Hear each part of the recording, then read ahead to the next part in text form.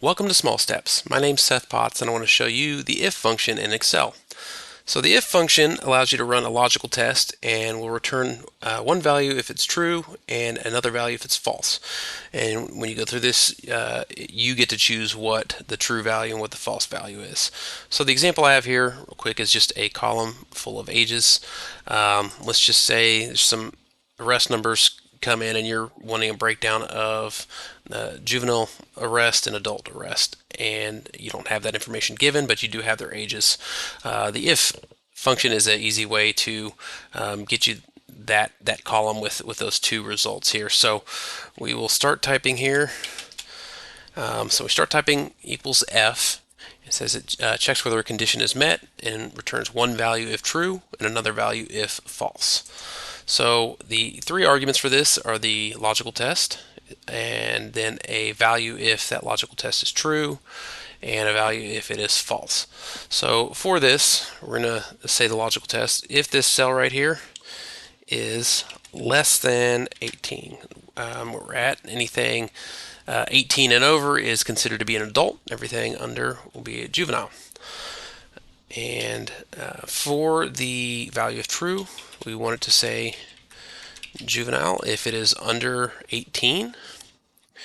And since there's only two results we're looking for here, there's something we could do, and we'll get another video on it, where you can nest if statements so you can have multiple results depending on the value. But for one like this, if it's just a true and a false value you're looking for, you don't have to retype anything else. There's no other logical test to put in. It's just if it's false altogether, and on this we will just put adult. All right, so if this cell is under 18, we want to say juvenile. If it's over, or 18 or over, we want to say adult. And 18 just made the cut for adult, and just like any other function or formula, you can double click down here in the bottom right and you see that plus sign, or you can click and drag all the way down where you want those to go. And a quick look at the results here. You see we have 17 is a juvenile, 13, and a 14. Everything else is 18 or over, and has that result as adult. Just a quick note, you can use things other than less than or greater than. The logical operators that it recognizes are greater than, less than.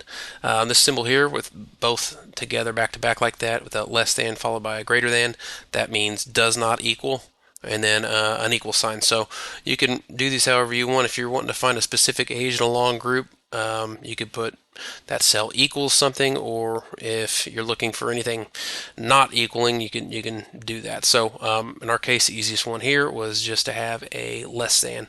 But yeah, this function allows you to pull that whatever logical expression you want and find a true and false result. If you found this tutorial helpful and would like to see more, click like and subscribe. The next video coming up will be over nested if functions.